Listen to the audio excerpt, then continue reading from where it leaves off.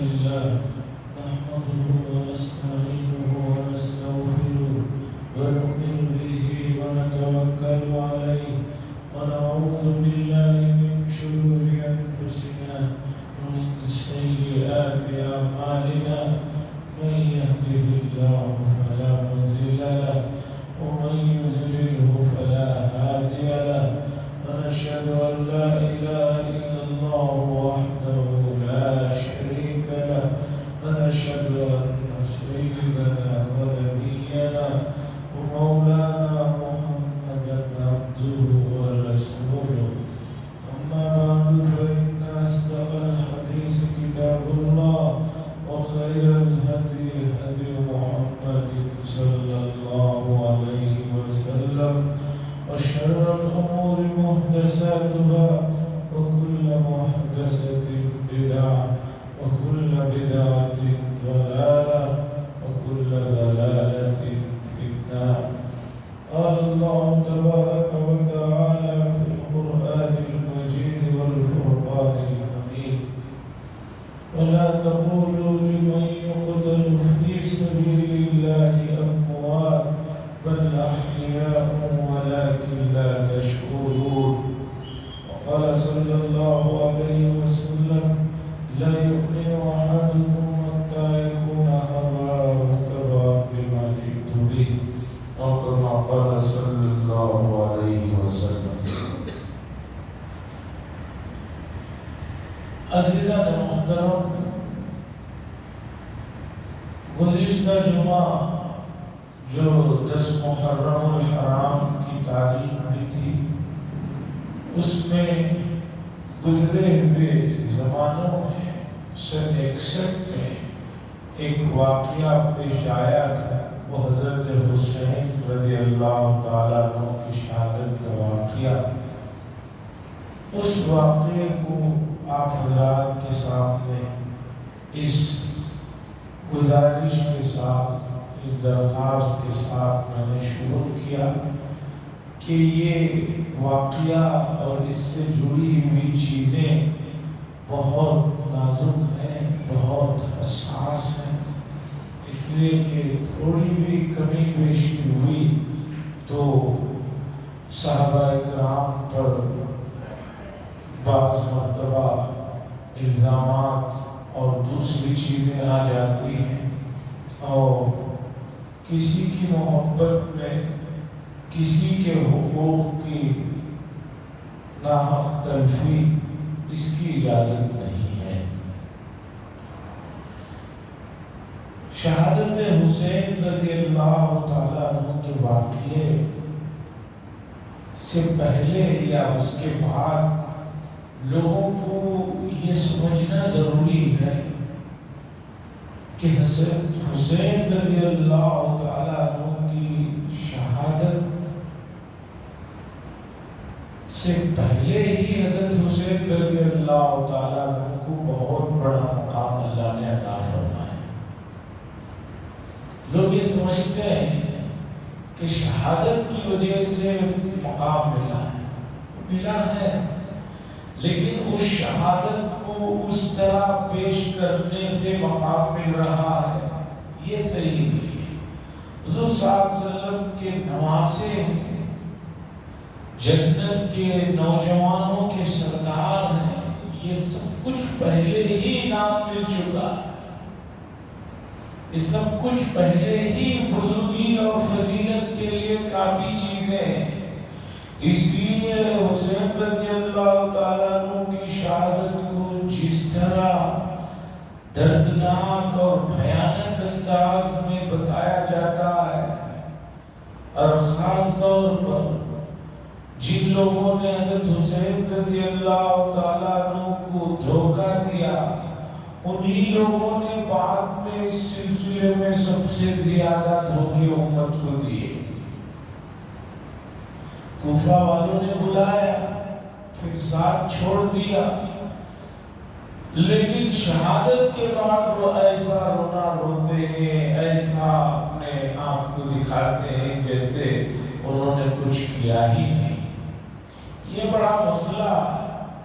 اور عام طور پر شہادت حسین رضی اللہ تعالیٰ عنہ کے سلسلے کی جو روایتیں ہیں، جو تاریخی چیزیں ہیں، اسے بہت پھونک پھونک کر لینے کی ضرورت ہے۔ بہت سے مرتبہ آدمی محبت میں ایسی چیزیں اس کے اپنے حساب سے پیش کرتا ہے جس سے سمجھتا ہے کہ اس سے مقام بڑھ رہا ہے، مقام بڑھ نہیں رہا، بعض مرتبہ مقام گھٹ جاتا ہے۔ اس کی زندہ مثال یہودیوں کو لیجئے۔ یہودیوں نے حضرت یعقوب علیہ السلام کی تعریف میں اتنا کچھ لکھا، اتنا کچھ بیان کیا کہ آخر میں ان کی عقلوں پر پردہ پڑ گیا۔ ایسی چیزیں انہوں نے بیان کی، سمجھ میں نہیں آتا کہ یعقوب علیہ السلام کی فضیلت بیان کر رہے ہیں یا یعقوب علیہ السلام کی مذمت کر رہے ہیں۔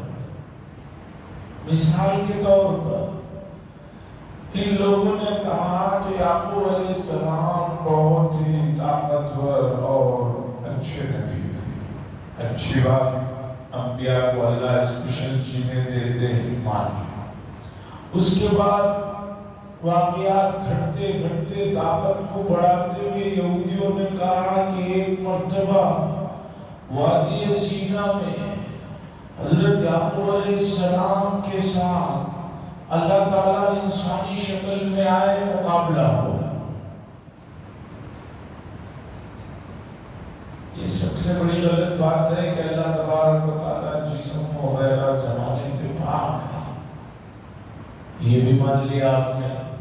اب آگے اپنے پیغمبر کی طاقت کو بڑھانے کے لیے جس اللہ نے ان کو پیدا فرمایا، ان یہودیوں نے کہا کہ مقابلہ ہوا تو ایسا ہوا کہ اللہ کو نعوذ باللہ یعقوب علیہ السلام نے شکست دے دی، پٹخ دیا۔ اب آپ یعقوب علیہ السلام کی فضیلت بیان کر رہے ہیں، یعقوب علیہ السلام کو جس ذات نے پیدا کیا وہ کمزور ہے تو یعقوب علیہ السلام کی تو مذمت ہو گئی ہے۔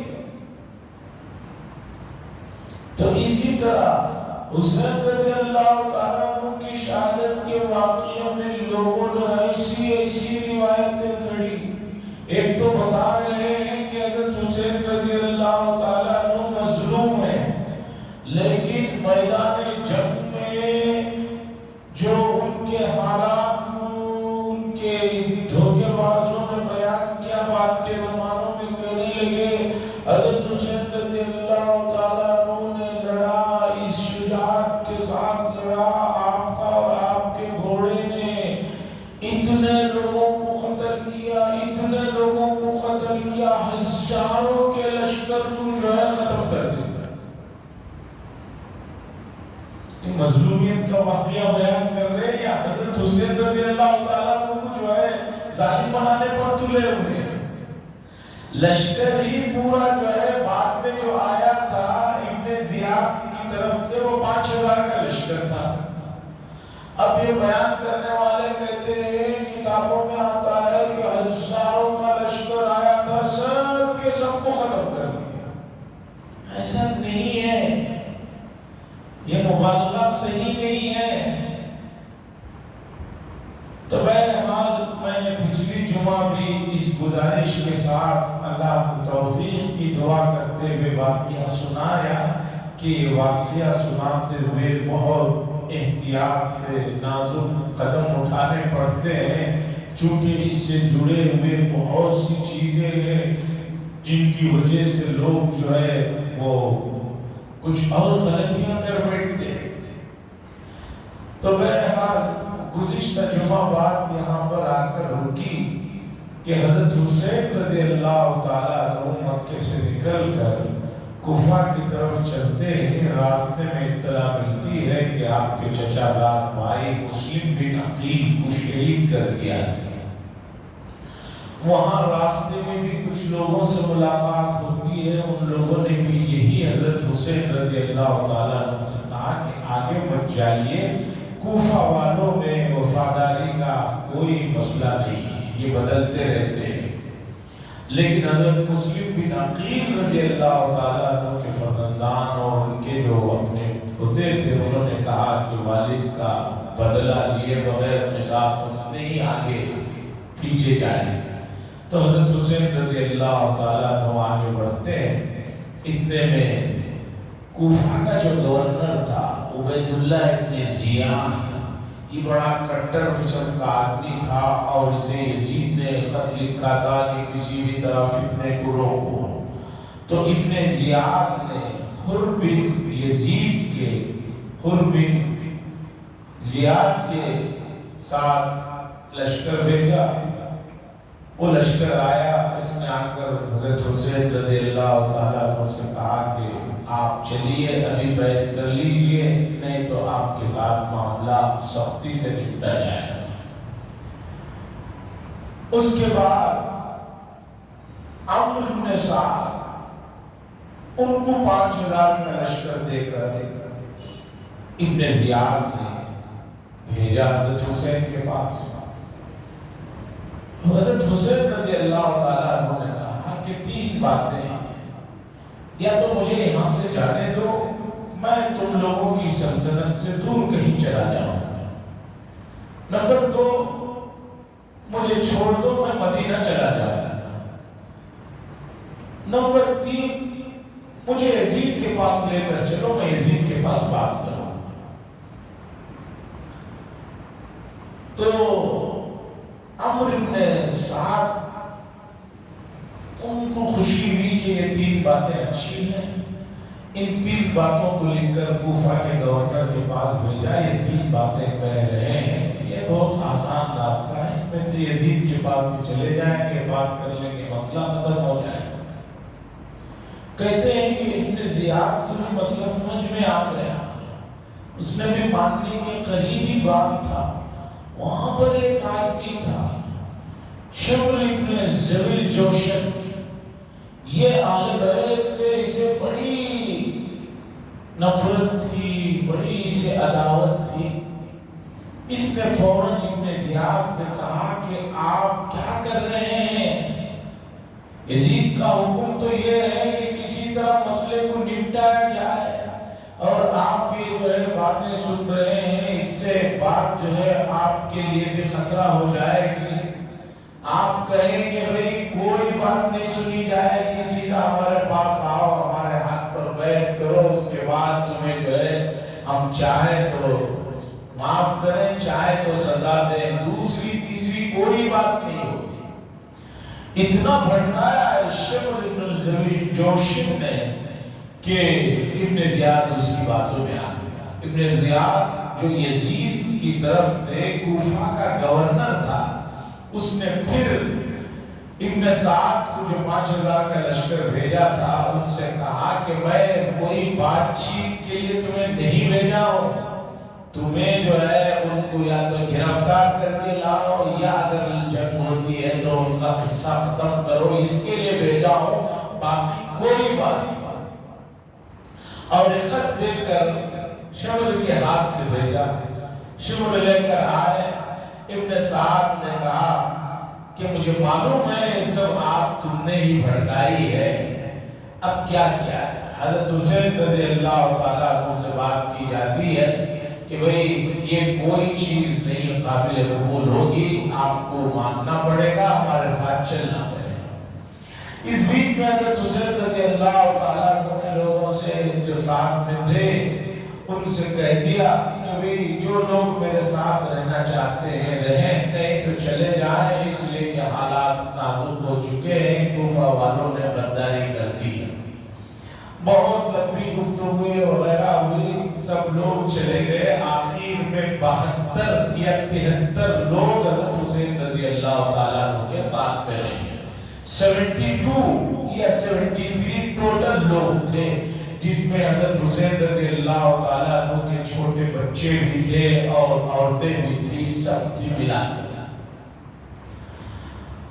उसके बाद 2 मुहर्रम को करबला एक जगह है, वहां पर हज़रत हुसैन रज़ी अल्लाह ताला अन्हु ठहरते, गुफ्तगू का सिलसिला चलता है।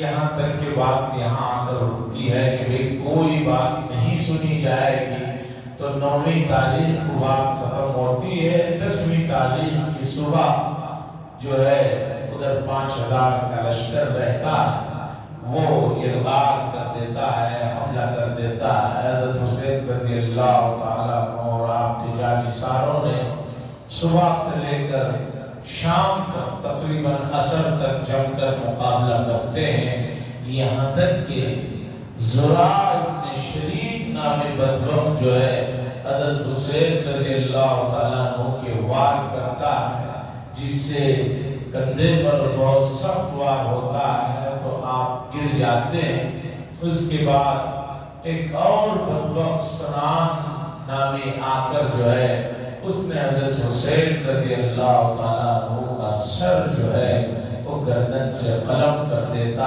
ہے۔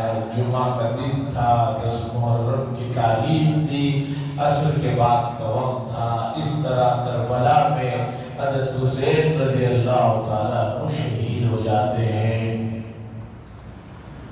اور اس وقت حضرت حسین رضی اللہ تعالیٰ عنہ کے ایک فرزند زین العابدین نامی وہ بیمار رہتے ہیں، وہ یہ اور کچھ خواتین بن جاتے ہیں، باقی سب کے سب کو جو ہے ختم کر دیا جاتا ہے۔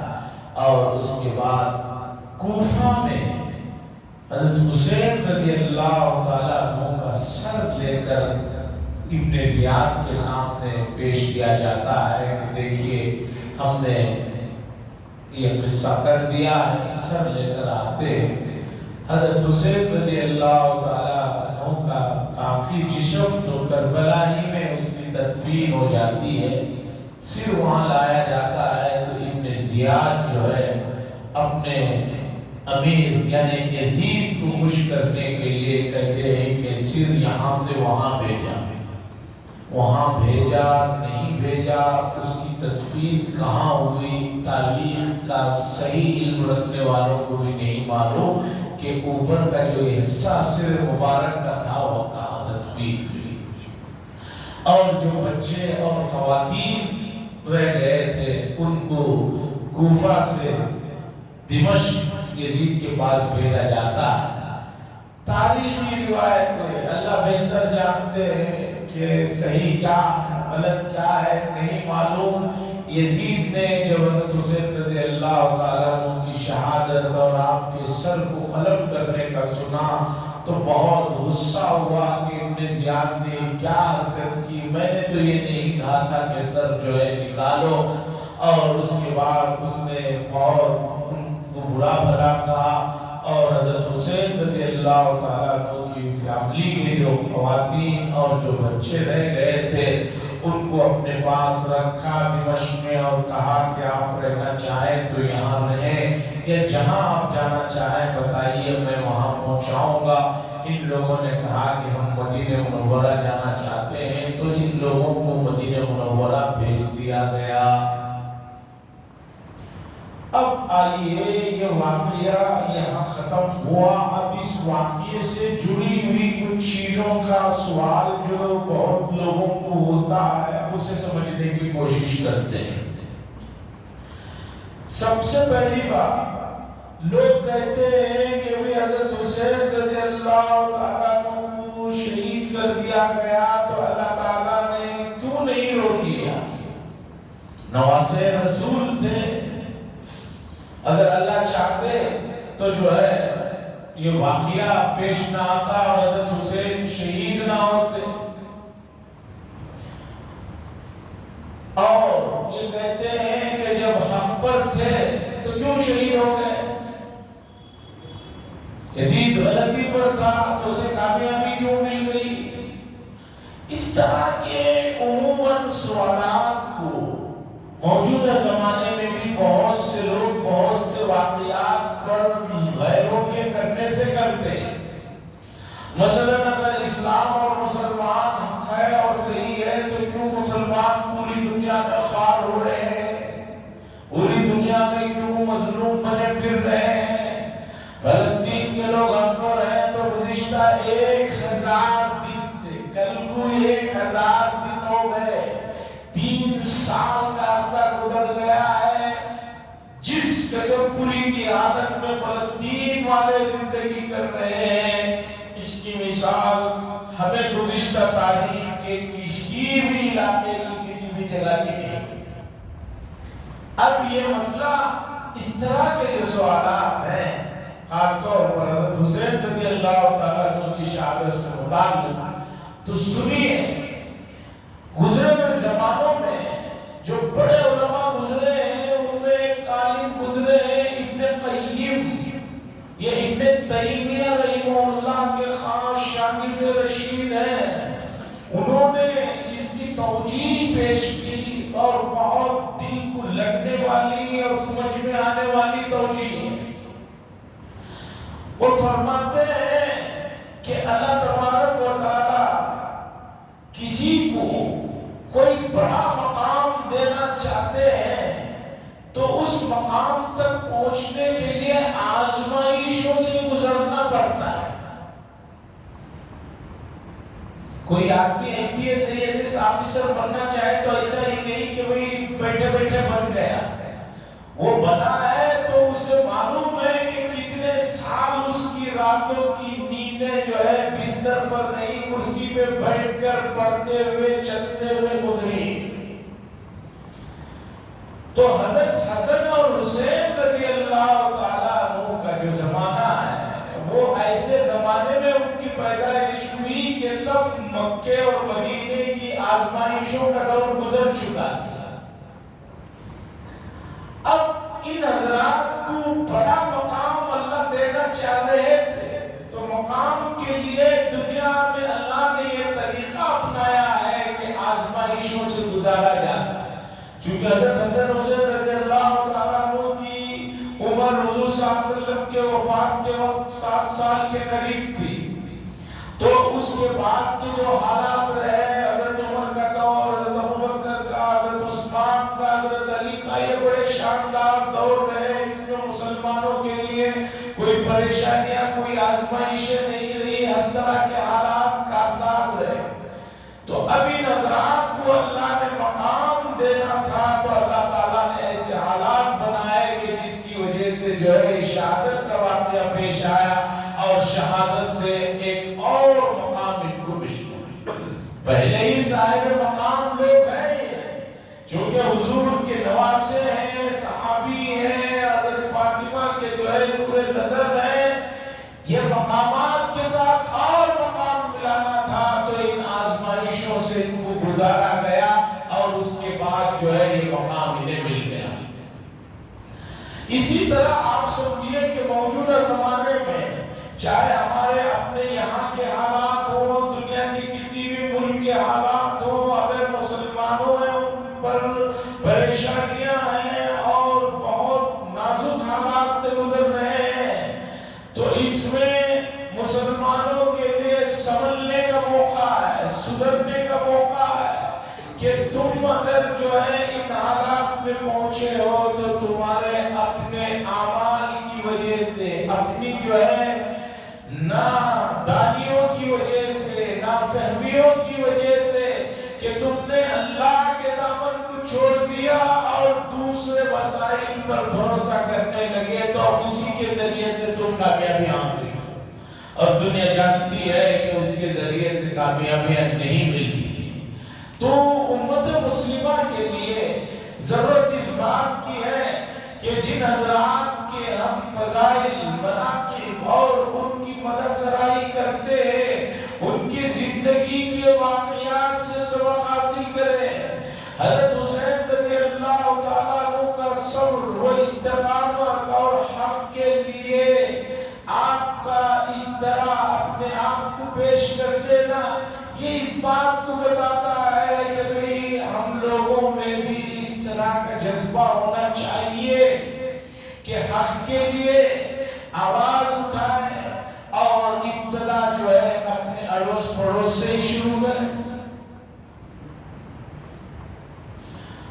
اب امت کا حال یہ ہو گیا ہے کہ کسی کے لیے حق کی بات تو کیا کرے، خود دوسروں کو جو تکلیفیں اور ستا رہے ہیں اس سے باز آنے کے لیے تیار نہیں ہے۔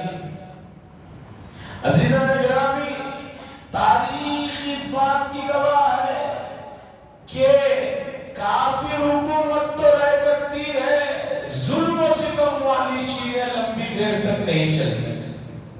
حضرت حسین رضی اللہ تعالیٰ عنہ کی شہادت کے بعد یزید اور اس کی پارٹی والے یہ سمجھنے لگے کہ جو ہے مسئلہ مستقل حل ہو گیا، لیکن آپ کو یہ جان کر حیران کی ہوگی کہ حضرت حسین رضی اللہ تعالیٰ عنہ کی شہادت کے 3 سال کے اندر ہی یزید بھی چل بسا۔ اس وقت اس کی کوئی زیادہ عمر بھی نہیں تھی، لیکن چل بس۔ تو بتانا یہ ہے، ہر آدمی یہ سمجھ رہا ہے کہ میں ہمیشہ کے لیے آیا ہوں، ہمیشہ رہوں گا، اسی طرح میری طاقت، میرا دبدبہ، میری شہرت، میری وجاہت، میرا مقام رہے گا۔ ایسا نہیں ہے۔ تاریخ میں ایسے ایسے لوگ گزرے ہیں جن کے تصور کرنا مشکل ہے۔ موسیٰ علیہ السلام کے زمانے کا فرعون ہے جس نے خدائی کا دعویٰ کیا، کبھی کوئی چیز اس کے مزاج کے خلاف ہوئی ہی نہیں۔ تاریخ میں لکھا ہے کہ پوری زندگی میں کبھی اسے سر میں بھی درد نہیں ہوا، جس سے کم از کم احساس ہو کہ مجھے بھی کوئی دیکھ رہا ہے، مجھے بھی کوئی پکڑنے والا ہے، خدائی دعویٰ کر بیٹا۔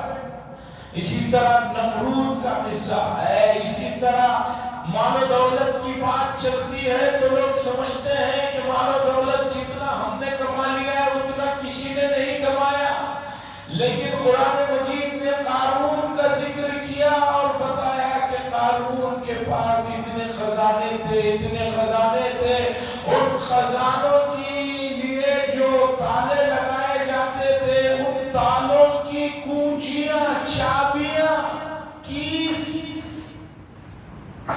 اور مفاتیح لتنوء بالعصبہ، ان چابیوں کو اٹھانے کے لیے ایک بڑی جماعت جو ہے تھک جاتی تھی۔ صرف چابیاں اٹھانے کے لیے ایک بڑی جماعت تھک جا رہی ہے تو باقی خزانہ کتنا ہوگا آپ اندازہ لگائیے، لیکن اسے زمین کے اندر دھسا دیا۔ عزیزان گرامی، ہم آزمائش کے دور سے گزر رہے ہیں، یہ مرحلہ جس میں امت مسلمہ بڑی قسم پوری کی حالت میں گزر رہی ہے، اس امت مسلمہ کو چاہیے کہ جو ہے بیدار ہو جائے، مستيقظ ہو جائے اور ذرا غور کرے کہ کہاں غلطی ہو رہی ہے، کہاں مسٹیکس ہو رہے ہیں، کہاں بھول ہو رہی ہے، کہاں رستہ ہم نے بھٹک دیا ہے کہ جس کی وجہ سے منزل مل ہی نہیں رہی ہے۔ آدمی ایک روٹ پر جا رہا ہوتا ہے، چھوٹی سی کہیں غلطی کرتا ہے ہائی وے پر تو دوسری روٹ میں نکل پڑتا ہے۔ اب وہ روٹ اتنا دور ہو جاتا ہے کہ بعض جگہ پھر اس روٹ سے اس روٹ کو آنے کے لیے کئی کلومیٹر چلنا پڑتا ہے، پلٹ نہیں سکتے۔ لیکن حق کا معاملہ الگ ہے۔ اللہ نے امت کے لیے سہولت یہ کر دیا کہ جہاں تمہیں غلطی معلوم ہوئی اس کے بعد اسی وقت تم وہاں سے پلٹنا چاہو، تمہارے لیے راستے کھلے ہیں، تمہارے لیے توبہ کا دروازہ کھلا ہوا ہے، معافی کی جو ہے راستے واسع ہیں۔ اس لیے مایوس ہونے کی ضرورت نہیں، جہاں غلطی کا احساس ہوا فوراً اسے چھوڑو اور جگ جاؤ اور پلٹ جاؤ۔ حدیث میں بتایا گیا من نام عن صلاة أو نسيها فليصليها إذا ذكرها، جو شخص سو گیا، نیند اتنی گہری ہو گئی کہ میں اٹھ نہیں سکا، یا نماز کو بھول گیا، فليصليها إذا ذكرها، پس اسے چاہیے کہ جب یاد آئے اسی وقت پڑھے۔ اسی طرح ہم جو اس وقت جن چیزوں پر وقت خرچ کر رہے ہیں، اس وقت میں سے تھوڑا سا وقت ہمیں قرآن و حدیث کی تعلیمات کی طرف صرف کرنے کی ضرورت ہے۔ قرآن جو ہماری بنیادی کتاب ہے، ہر مسلمان سے پوچھا جائے گا کہ اسے قرآن مجید پڑھنا آتا تھا یا نہیں آتا تھا تو کیوں نہیں سیکھا، اس کے بغیر آگے جو ہے اس سے کوئی कुरान से मोहब्बत के दावे करते हैं, पूछ लीजिए कुरान कब पढ़ा था? कहते हैं कि बचपन में कभी पढ़ा था, उसके बाद से कभी नहीं पढ़ा है, न पढ़ने आता है। तो अज़ीज़ान गिरामी, कुरान और हदीस जो हमारी बुनियादी चीजें हैं, उसके करीब आने की जरूरत है, उसे छूने की जरूरत है, उसे खोलने की जरूरत है, उसे पढ़ने की जरूरत है, उसे समझने की जरूरत है। उससे मोहब्बत ये नहीं है कि उसे घर के सबसे ऊपर के हिस्से में आला दर्जे के कपड़े में बांध कर रख दिया जाए। उससे मोहब्बत ये है कि उसे बार बार छुआ जाए, खोला जाए, पढ़ा जाए, उसे देखा जाए। आपको आपके घर में रखे हुए या आपकी जेब में रखे हुए मोबाइल से मोहब्बत है तो ये नहीं है कि आप उसे उठाकर कहीं ऊपर रख दिए, नहीं, हर वक्त उसे जेब में लिए रहते हैं। पहले उठते हुए, बैठते हुए, सोते हुए, जागते हुए सबसे पहले उसी को देखते हैं। फितरी बात है, जिससे ज्यादा मोहब्बत है आदमी उसे देखता है। तो यहाँ ये कहना कि जो है कुरान को मोहब्बत है लेकिन कुरान को नहीं देखना है, समझ में आने वाली बात नहीं है। तो हजरत हुसैन रज़ियल्लाहु ताला अन्हु की शहादत का ये वाक़या हमें बहुत सी चीजों की तरफ तवज्जो दिलाता है कि मुसीबत और परेशानियों में सब्र है, इस्तिकामत है, हक के लिए जम जाना है। ये तमाम चीजें जो है ये वाक़ये से हमें निकल कर आती है। और इस वाक़ये के सिलसिले में आप कभी भी ऐसी कोई बात सुने कि इस वाक़ये के ज़िम्न में दूसरे सहाबा की कोई बुराई, उनके सिलसिले में कोई बात कर रहा है, तो समझ जाइए कि वो आपके ईमान को खराब कर रहा है, तबाह बर्बाद कर रहा है। हज़रत हुसैन रज़ियल्लाहु ताला अन्हु से मोहब्बत जरूरी है, अपनी जगह है, लेकिन उनकी मोहब्बत में कोई आदमी दूसरे सहाबा पर उंगलियां उठाए, दूसरे सहाबा को बुरा भला कहे, यह ईमान के लिए खतरा है, यह ईमान को खत्म करने वाली चीज है। तो उम्मन इस मौके पर लोग एक मोहब्बत में आकर दूसरों के सिलसिले में इस तरह की जो बातें करते हैं, इससे भी बचने की जरूरत है। अज़ीज़ान गिरामी, इसके बाद इस वक्त का जो जरूरी मसला है उसकी तरफ तवज्जो दिलाता हूँ। गुज़िश्ता 2 दिनों से आज तीसरा दिन है